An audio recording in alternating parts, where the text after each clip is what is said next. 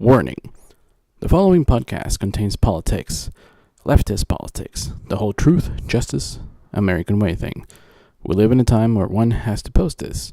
Progress is a dirty word, such as science and reason. My superheroes would weep. This podcast contains naughty language as well.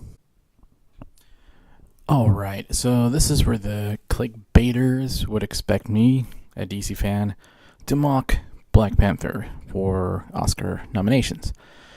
Roma is my main focus, not only because it's an actual minority movie dealing with a real place by a real culture in Mexico City. Roma is a neighborhood of Mexico City. But it's more than that. It's actually transcending the topic by making Netflix a legitimate player in films. Now, as someone who lived through the Latin invasion of the Grammys, I knew that shit was bullshit. Because Latin America is bigger than 3 Latin performers. You know, J-Lo, Ricky Martin with Living La Vida Loca, and, you know, Mark Anthony, you know. And I'm sorry to those 3 performers, but, you know, 3 Boricuas is not Latin America. And since Puerto Rico is technically part of the U.S., you can't fucking invade your own country. I mean, that's fucking dumb. Sorry, South. You have delusions of grandeur. As someone that knows Latin music means a lot of variety of genres such as salsa, mambo, danzón, merengue, bachata, cumbia, lambada. You can't fucking tell me a few New York hipster fucks proclaiming that Latin invasion is happening, being legitimate overrides these facts. You know, same here.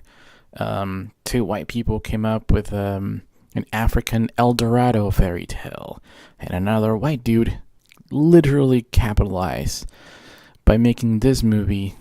And if the movie wins the best picture, he's going to be up there on the stage, taking credit.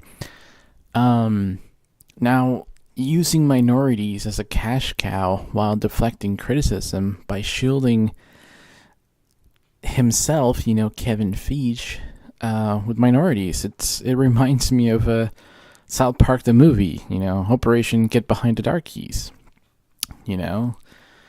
But hey, wouldn't you be hyped for a Latino superhero too? They often say. Well, yes, but not blindly. When the great Steven Spielberg was producing Zorro back in the 90s, Robert Rodriguez walked away. You know, to this day, as Mexican Americans, we didn't lose our cultural shit from being depicted by gringos, you know, in a foreign land. And yes, fuck you, Coco. I know, I seem harsh in that movie, but it's because Disney attempted to trademark Day of the Dead, a holiday that has their roots with Native Americans. I mean, how fucking heartless of a corporation is Disney to fucking do that? And it wasn't like they gave a fuck. It's more like we protest, and within 24 hours they're like, oh shit, we could lose money. It's not like they fucking cared. If they cared, none of this shit would have happened. You know? So, being Latin, I know my own culture, okay? Being a comic book aficionado, I know my comic book culture. So, you know, to the people who believe Black Panther deserves Oscars, good for you. It tells me more about your worldview of comics and films rather than mine. Now, if you say any criticism towards Black Panther is because of African American representation, I'd say it's idiotic, equally, as if someone were to say the only reason people like it, it's because of that, right? Good.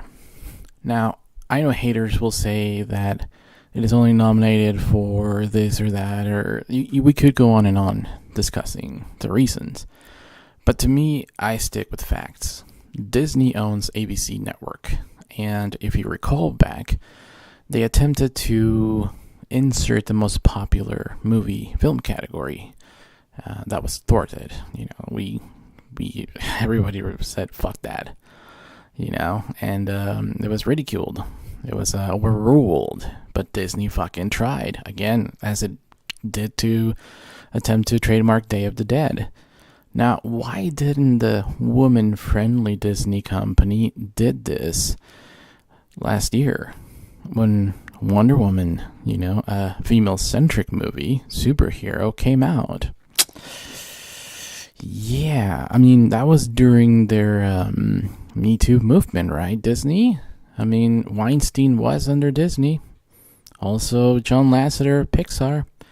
And Roseanne on ABC, which is also owned by Disney.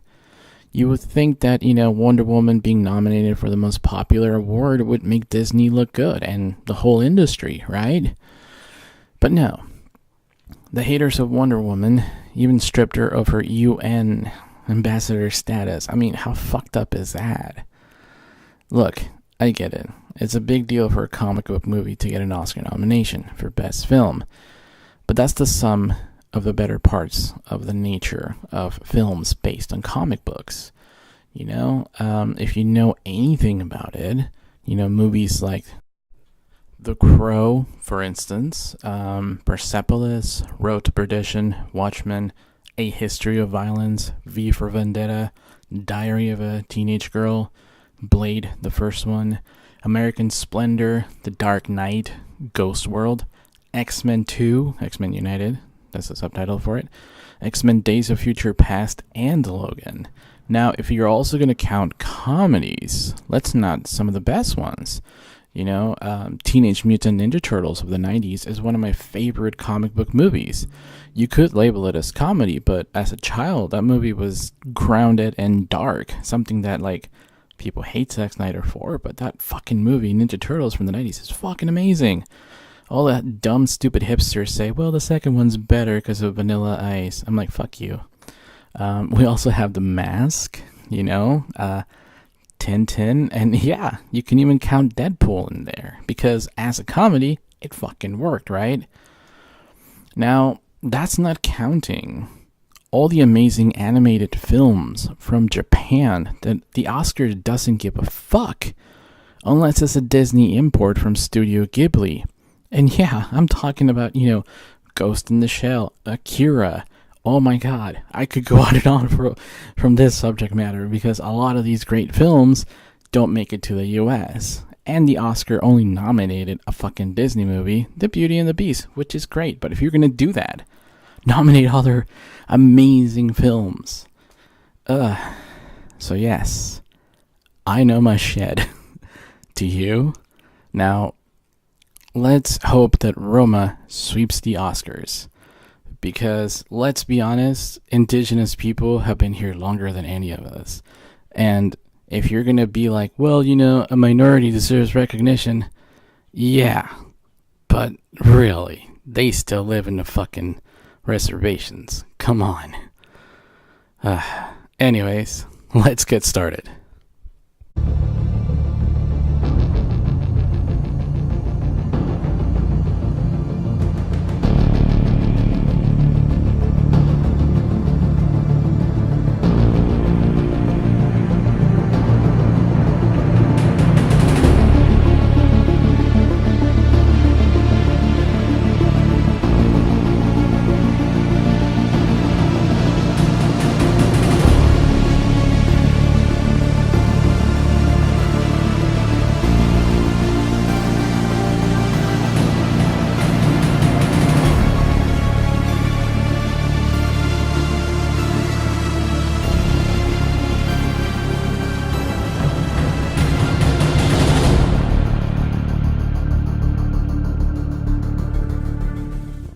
Welcome to DC Domingo number 45. It's called, yes, DC Beyond.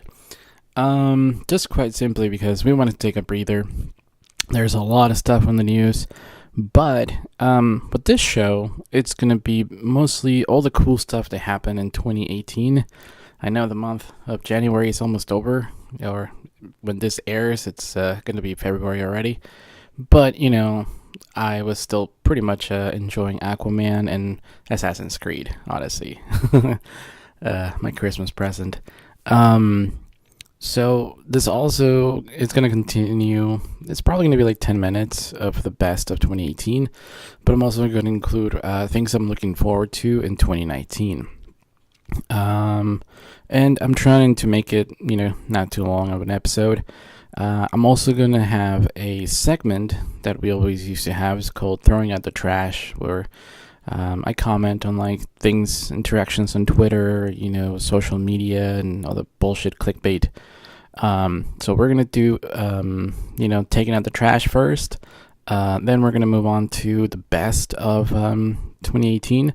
And then we're going to put up my top 10, things of 2019 I'm looking forward to. So I hope you like this podcast.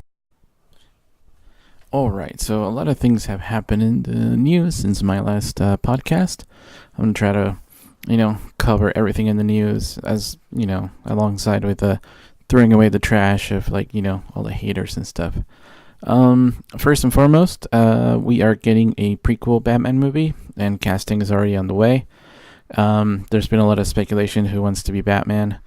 I know that pretty much every young actor wants to be Batman. But if you recall, the awesome scene where Bruce Wayne, tells the audience it's like 20 years in Gotham. How many good guys are left? How many stay that way? You're going to get like a whole background of that. And that was always the plan, to say that Warner Brothers changed directions or that, they're betraying Zack Snyder. It's kind of bullshit. It's like that was always the intent. The only thing that changed is that while the original plan was just to, have the Final Crisis storyline where, Batman dies, but not really, you can tell that from Zack Snyder's shirt, that he released to raise awareness or to raise money about suicide prevention. That was the whole plan that they were trying to go for. What has changed is that perhaps they don't want to get rid of Ben Affleck because A, he's a star, B, people liked him, and there's tons of money. He brings a lot of money to these movies, so it makes sense that instead of like killing him off and casting another actor, they're gonna do the wise idea is to keep a Ben Affleck for the modern films, and then use a younger actor to tell that side of the story.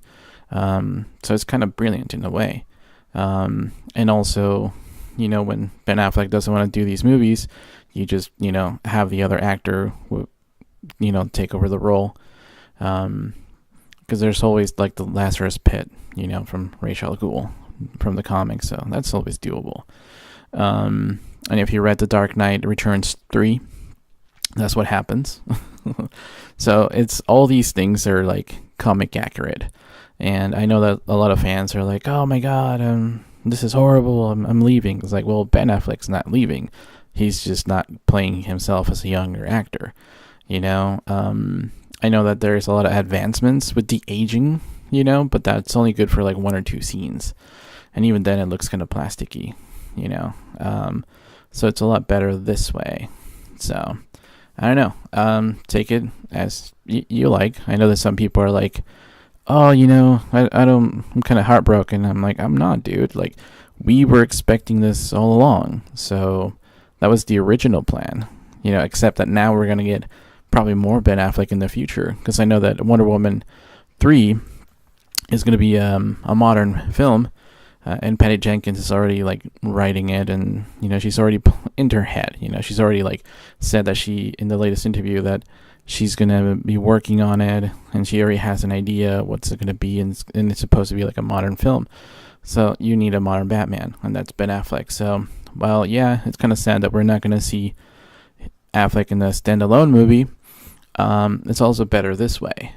If you recall, the standalone movie was just gonna be the best Batman single storyline, which is Arkham Asylum. We've already seen that video game, and I think it would be pretty sad to just have one movie with Ben Affleck. And this way, we're probably going to get more Ben Affleck stuff. And it just puts more pressure to release the Snyder Cut. So it's good stuff. Oh, yeah.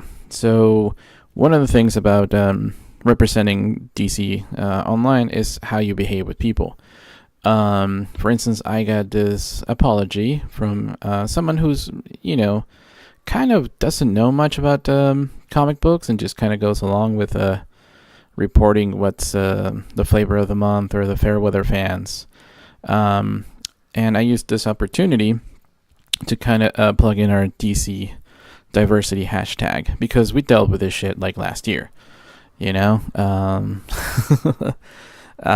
yeah, it's kind of a nice surprise, and it was interesting that this came out after this journalist did an interview with a Native American, and she just kind of like opened her eyes to a lot of things that a lot of people in the West, they don't really take under consideration. Like mocking other cultures for not wearing armor to battle. And yeah, so it was kind of a nice apology, and I used this to represent the DC fan base a little bit more positive. So we can always use that. Speaking of positivity, spoiler alert if you haven't seen the Glass movie. This is, I'm sorry to say it, but it's better than Black Panther because they have a lot of similarities. Both films are attached to a longer universe of movies. They also are directed by a minority person of color, whereas Shyamalan, he kind of killed his career with Avatar. But they gave him a small budget for Split, which is the second film of this trilogy, and he kind of surprised everybody.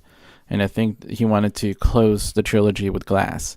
It's a great film, to close the trilogy, and he's not gonna make this into a cash cow. The way he closed it off, he kind of handed over to Blumhouse Productions, which has a history of James Wan, with the scary movies like The Conjuring and stuff like that. And yeah, it's pretty cool. It's a pretty cool movie. And again, spoiler alert. If you thought Glass was the bad guy, you're gonna be surprised with the ending. Speaking of another journalist who is kind of losing touch with the world, it backfired tremendously because he quoted some, jerk, racist asshole saying that he liked one of our movies, right? And the reaction was really awesome because us liberals and DC fans have Justice Democrats, which is a female empowerment group that has been, it's like a grassroots movement that has been electing a lot of women to office. One of which is Alejandra Ocasio-Cortez. She came out of Justice Democrats. So I just used, again, this opportunity to give this dude from Texas. This is a white dude from Texas who, I guess, used to work for Any Cool News in the Alamo Draft House. The place that they've had 3 sexual predators. These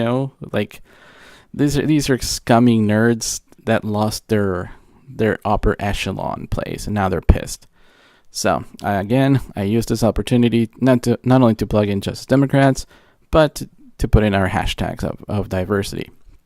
So that's kind of interesting.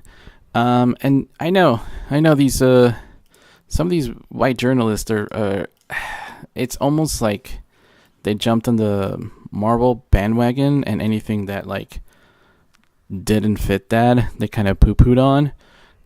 If you check out this one over here, he's trying to diss everybody by trying to be inclusive, but he's still putting white people first. I thought it was funny because he's subconsciously making a list and then putting white people first. I thought it was kind of telling.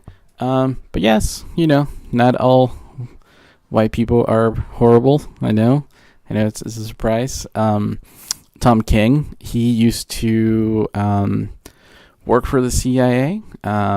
He is a veteran, and he's now writing comics for DC.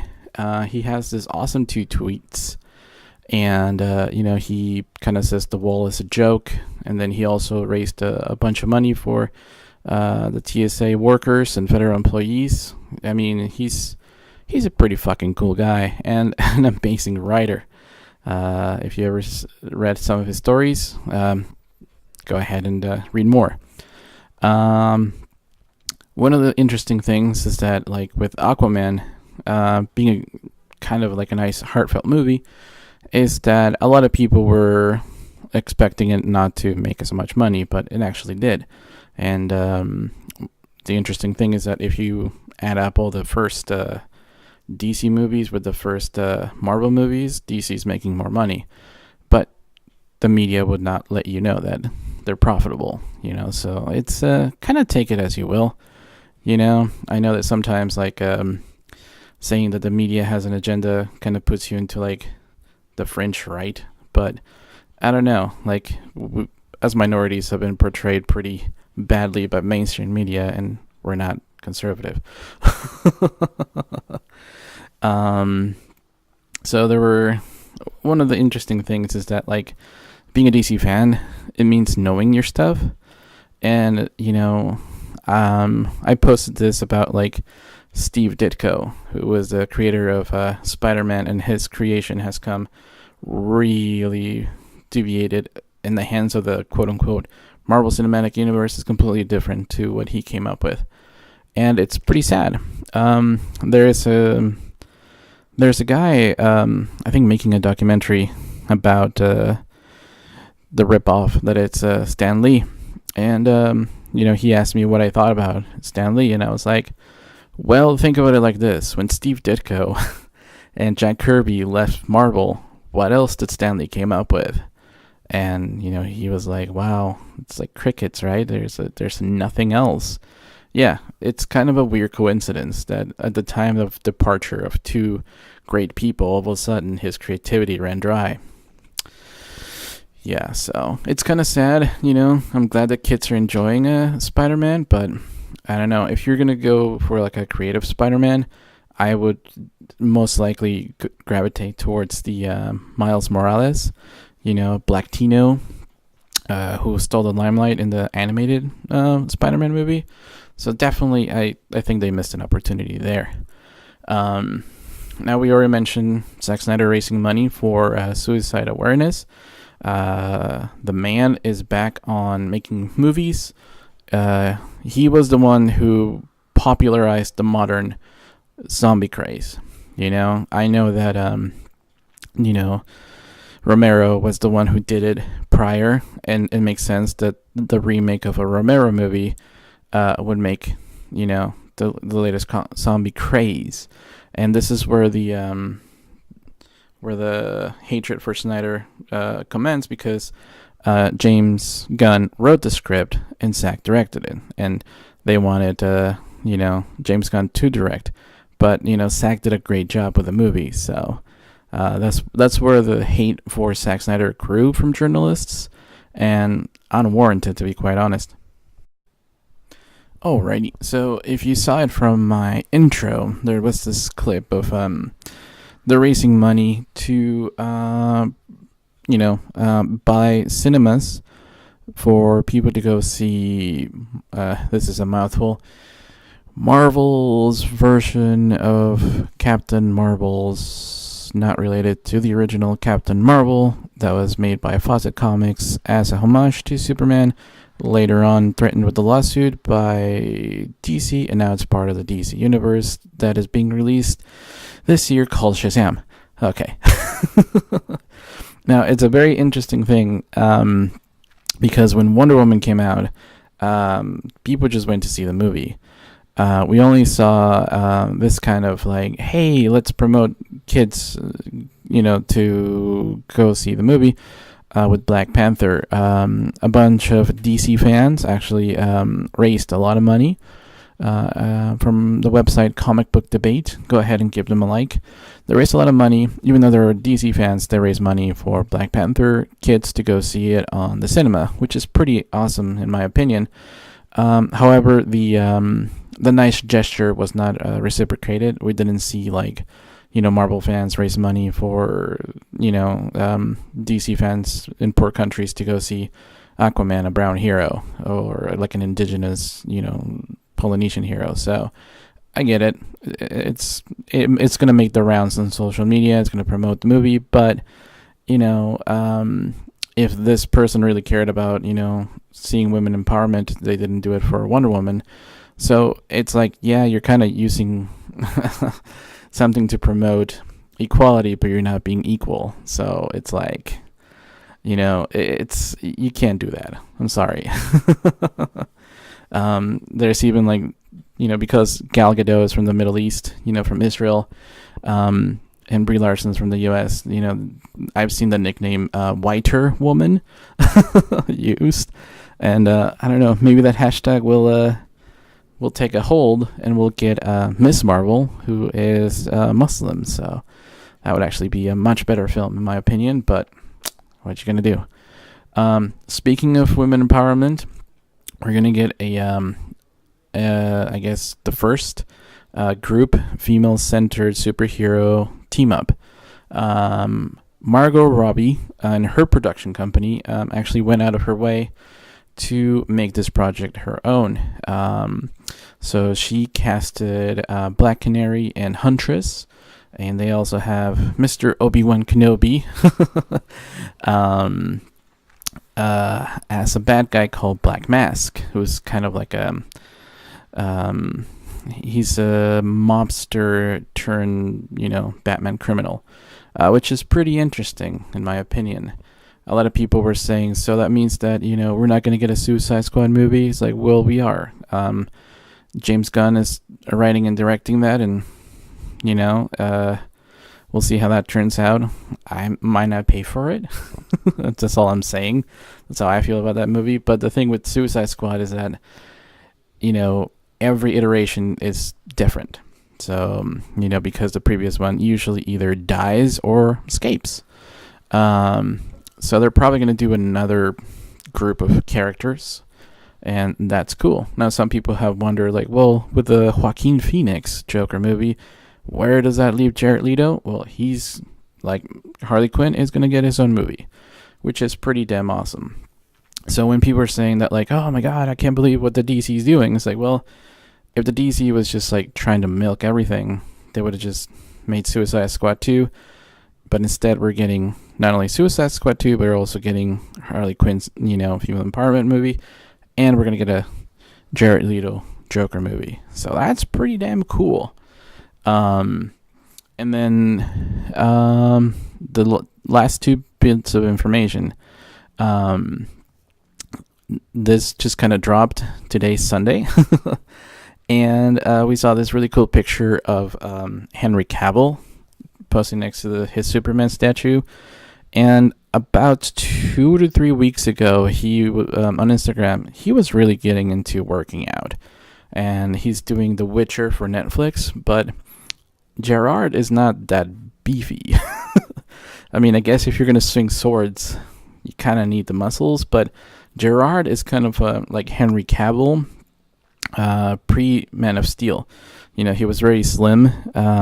He did that Ancient Gods epic movie, directed by Tarkim. Well, anyways, but yeah, he was pretty slim. So Gerard from The Witcher, it's kind of like that, not too beefy. So a lot of people have speculated that he might be doing a Superman sequel. The only person that I think has been attached to any kind of big budget movie is Christopher Nolan. And they just teased that his return to Warner Brothers through Legendary Pictures is going to be an epic event movie, but they haven't name dropped his name to, Man of Steel sequel, which I guess it would make more sense, because Legendary deals with big iconic brands, kind of like Godzilla. They did that film, and they also did Pacific Rim, the first one. So it would make sense that they would do like a big epic Superman movie now that they're back with Warner Brothers. And I know that Christopher Nolan loves, Superman and Cavill as well. So that's pretty cool. Oh, and another thing, to close it off with even more positivity, I know that some people have been like touting, Robert Pattinson, Twilight guy, or like, Nick Jonas to play Batman in the prequels. However, Mexican-American actor has actually auditioned Diego Boneta. He did Rock of Ages, Unemployed, and he recently did a Netflix series in Mexico that kind of went viral because it was really, really fucking good. But media is not going with this Mexican-American actor because it doesn't sell, clickbait to their website. So that's kind of unfortunate, but he would be really cool. Also, remember a while back, the actor who plays Jon Snow was like, hey, I will make a perfect Batman. I'm always fucking brooding, right? So there's a lot of positive casting for the prequel, but again, the media is just focusing on the negative. So fuck those people, stay positive. All right, awesome things of 2018. Number 10, Lego DC Villains. I got this game for my Xbox One X. I have I wouldn't say like the best 4K TV, but it does a trick. I think that for a really great TV of a good size, you're looking at $2,000 or $2,500. I got mine for $700, and it's a 42. So it's not bad, Of course, in an ideal world, everybody would have like a 72-inch, But hey, it's this game looks great. It's fun, and I like to play really extensive video games, kind of like I was playing Assassin's Creed Odyssey. I like that one. A lot of grinding on that one, but it's kind of nice to just like let your brain go every once in a while and play dumb games, that don't require a lot of thinking, So, this is one of a very kid-friendly games. It feels pretty easy for me. But yeah, it looks great. The colors look vibrant on my gaming console and TV, so that's pretty nice. Number 9 from 2018, I really enjoy. While I enjoyed Metal, by Scott Snyder and Frank Capullo, I really like the fact that the Batman Who Laughs is joining, the DC comic book world. And the saga is going to conclude next year, or 2019. So it's going from 2018 to 2019, hopefully. Maybe a little bit longer, the one extended, but fuck, who better to mess with Batman, the Batman himself from another fucking universe, right? It's really dark and gruesome, so I'm fucking loving it. Number 8 is the Vertigo title, Border Town. I know many of us don't like Hector Navarro because, it's like whenever they make fun of DC, he's like the guy who just shuts up and kind of goes, yeah, I'm okay. But I don't know about you, but like if somebody talks shit about Mexicans, I will fuck him up. That's how you roll, So if he's like pro DC, he better fucking back that shit up. So anyways, Hector Navarro had a interview with the creator of this comic book Border Town, and you can tell this is a very unique comic because the creator actually like is Mexican American. He kind of went through all this stuff. It's very unique, and the fact that it's not like tokenism. This isn't like besmirching another character or whatever. This is like his own experience, and Vertigo allowed him to do a comic on it, and it's fucking awesome. I love the artwork and all the crazy monsters they can come up with, and the Mexican folklore and the Native American stuff there. It's pretty cool. On number 7, we have Grant Morrison's Green Lantern. What more can we say? You know, do you like Green Lantern? Yes. Do you like Grant Morrison? Why, yes. Fuck yeah. So that was a very, very unique experience. I hope there's more. You know, I hope that they tell us more. You know, in the coming months. So I don't want to spoil anything, but yeah, fuck yeah. A number 5, the bad penis that got censored. Yeah, I know, right? But I happen to agree with Jim Lee. Like the whole fucking media just kind of ran with that, and there's way much more to this book, Batman Damned. If you read any of the other creators, Lieber Mejo's, man, fucking artwork's amazing. So yeah, check out Batman Damned, because it's more than just controversy. It's fucking awesome. Now number 4, it's something that I was not expecting so soon, you know, but the leaks of the Snyder Cut, oh my fucking god. They just kept on coming and coming and coming.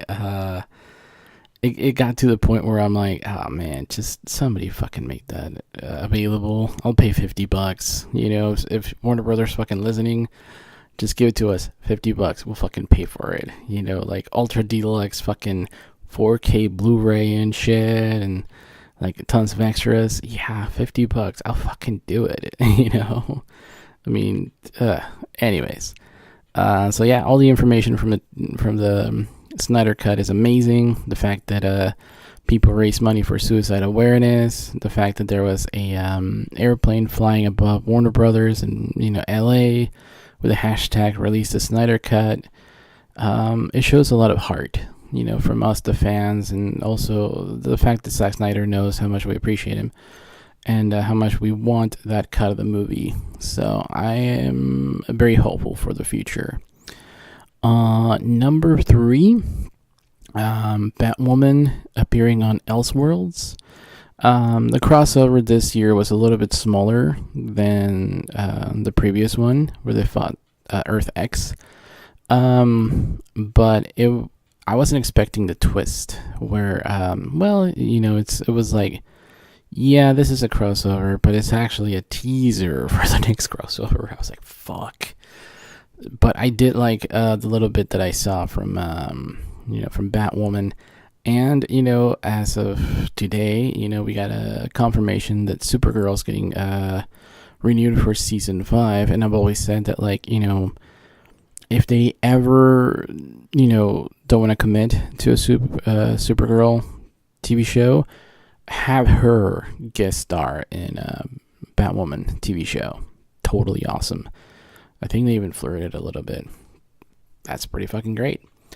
On second spot, it's the DC Universe app, which I don't have.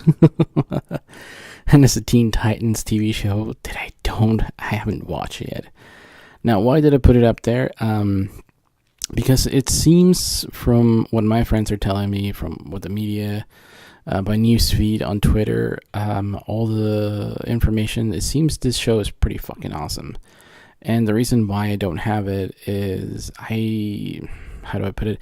I want to get the best quality of this, and it seems to me that it's through the Apple TV.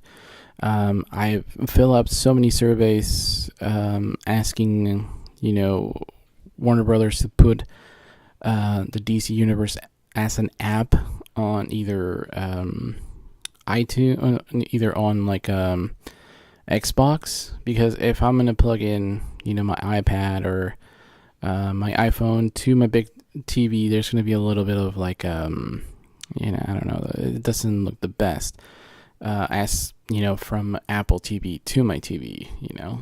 So I want to have like the best version of this as I can. So yeah, hopefully this year I'll buy an Apple TV and start watching. But yeah, it seems fucking amazing. And I also want to read a lot of comics from there, because Greg Capullo showed me, and the tutorial is fucking awesome. Alright, so the top spot for 2018 definitely has to go to Aquaman.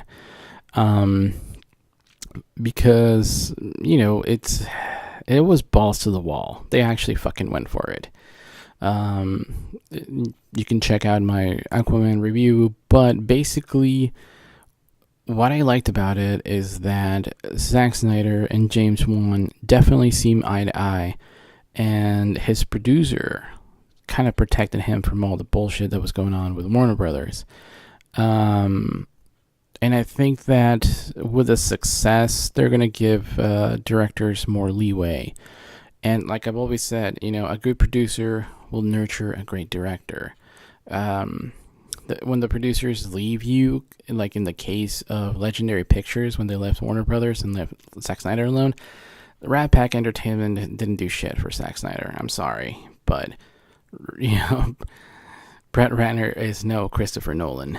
So, anyways, Aquaman the movie did take my top spot for 2018. Fuck yeah.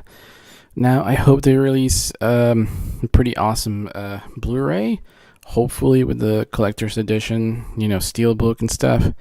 I'm definitely buying the art book because I want to start my DC Universe movie or DCEU art book collection. 2018, fuck yeah. Now for 2019, there are my top 10 things that I want to see, of course. Well, it is very sad that my local comic book store closed. Comics for the win. My girlfriend did buy me a shirt from them, and I'll show it to you guys when it gets here. So I haven't been able to, collect comics, but I'll find another one or buy them all digitally. But one comic series that I do want to collect in paper format, it's the Doomsday Clock, and I heard another YouTuber kind of say the same thing that I'm thinking, is that it's moving kind of slow. It is okay, but I think the main punchline or finale, that's where the meat and bones and potato, where this is going to be the most epic. So while I'm not like super hyped, I'm not disappointed either, because given the material of Watchmen, given the material of the DC universe, how these will conclude their meetup, it has my interest. So I'm looking forward to Jeff Johns' conclusion of Doomsday Clock. And while we're at it, just hearing a lot of disparaging things that, according to some, Jeff Johns did behind the scenes, with the Justice League and all the meddling, and I don't know, man. It's kind of disheartening. So hopefully Doomsday Clock, it's alright, and, hopefully Jeff Johns stick with comics and not, if it's true that he fucked over other people on film. I don't know, it's kind of disheartening. But anyways, number 9, it's the DC animated films.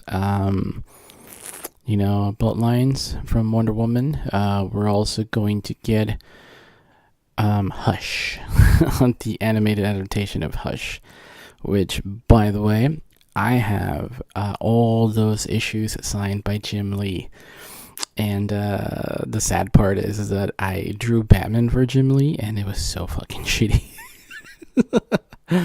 It was on a fucking trashy piece of paper. I didn't have like a notebook. I just took all my comics, and I was like, I'm not gonna draw anything. But then, I saw Jim Lee drawing, and I was like, fuck, I should give him something. He's such a cool dude. And I gave him a shitty drawing. Maybe I should do a good drawing and give it to him. Number 8, Heroes in Crisis. Tom King has been fucking killing it. I mean, fuck. Big shout out to him. He posted these, I'm gonna show you guys these two Twitter posts. that he did. He's fucking amazing. Salute to him. He's a veteran. Yeah, he's got a voice that I really like. He's a great writer, a great person. Kudos to him. I'm really enjoying Heroes in Crisis, and very much looking forward to more books in that series for this year. Again, The Batman Who Laughs. That comes in at my number 7. Fuck, dude. I mean, look, I'm not gonna lie. When I first saw that picture, I got pissed off because when I was a teenager, I had this comic villain that had these like creatures and chains also, and it had a giant cape. And I was like, fuck, it's kind of like someone took my teenage concept and made it into a Batman villain. But fuck it, it looks great. My character and the Batman Who Laughs are completely fucking different. So, I'm enjoying it, and I can't wait to see what the Batman Who Laughs is gonna fucking do to Batman, and how the Batman family is gonna change in the future. So yeah. And not to be outdone, we have Three Jokers, the Black Label comic book. Yeah. Again, Jeff Jones, don't fucking drop the ball. From what I'm hearing, the conclusion is pretty cool. The way that our Three Jokers, I'm gonna say it's pre-52, New 52, and one of the multiple Earths, maybe Earths. I don't know. I don't know what Earth would it be, but it'll be pretty awesome. Yeah. So that comes in Three Jokers at number 6. Number 5, of course, the Shazam movie, the original Captain Marvel. From what we're hearing,